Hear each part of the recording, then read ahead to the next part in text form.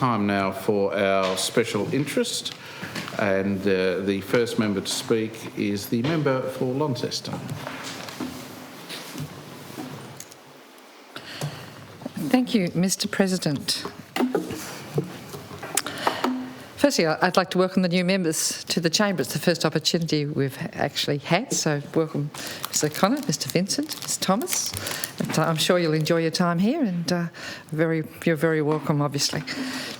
So, Mr. President, Launceston Airport, the history of the airport. Sometimes there's a double life that we're really not aware of, and Launceston Airport has had a double life as an RAAF base. So in recent years, Launceston Airport has advanced ahead in leaps and bounds, with exceptional redevelopment becoming an amazing gateway to our state's north. While we look to the airport's future, I'm conscious that we should also look to its past and how we can best honour its history and its legacy. I was therefore very enlightened reading in the Examiner newspaper on the 25th of April an article by Joe Colebrook about the historical significance of the airport, particularly during wartime. According to Wayne Deering of the Tasmanian Aviation Historical Society, in 1926, plans to establish an aerodrome at Western Junction commenced, but it wasn't until 1929 that land was purchased for this purpose. During 1930, significant works to clear the site occurred, and on the 23rd of November 1930, the first plane took off. The Aero Club Gypsy Moth registered as VHULM.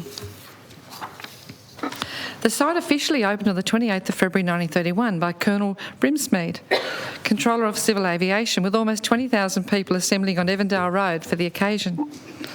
Mr. President, during the Second World War, Launceston Airport, or Western Junction Aerodrome as it was then known, itself became conscripted into the war and became known as No. 7 Elementary Flying Training School, or EFTS.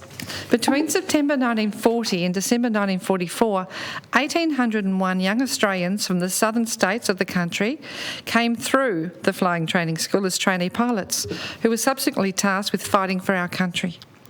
According to George Ashwood of the RAAF Association Museum, the youthful vigour and exuberance of trainees resulted in some quite daring flight displays, even during the formative stages of training. Mr. Ashwood has said they considered themselves bulletproof, and that one flight lieutenant, Harold Roberts, flew his plane alongside a train, obviously far below regulation altitude, waving to train passengers, who I'm quite sure would have been amused by the display. The fate of Lieutenant Roberts was that he was posted to the Middle East and shot down, surviving to become a prisoner of war in Germany. According to Mr. Ashwood, while these displays of daring were officially frowned upon by senior officers, they also indicated that trainees had the temperament that was needed to survive in such high-stakes environment, like aerial combat, describing it as a type of spunk. Mr. Ashwood's research has also yielded the fates of those trained at No. 7 Elementary Flying Training Schools. Sadly, nearly 1/3 of them died after leaving the school.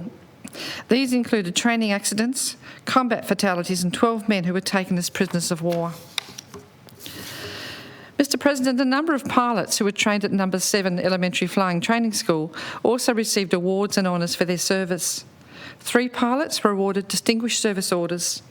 32 were awarded Distinguished Flying Crosses, 2 received Air Force Crosses, 4 received Distinguished Flying Medals, 2 received Air Force Medals, 1 was awarded the Military Medal, 8 were mentioned in dispatches, and 3 were given King's Commendations. The base was disbanded on the 31st of August 1945, but the mark it left on the Western Junction site and the significance that it played in the Australian war effort was undeniable. The Evandale Historical Society, in conjunction with the RAAF Association, Launceston Branch, constructed a memorial to honour all those who trained and served at No. 7 Elementary Flying Training School, which was unveiled on the 21st of August 2010, and which still stands as a reminder of the sacrifices that so many made for our country during times of war. Mr. President, when we think of the future for places we all know, like Launceston Airport, it's important to be mindful of the past and to observe and honour it appropriately. We thank those who served then, who serve today, and note the historical significance of the Western Junction site.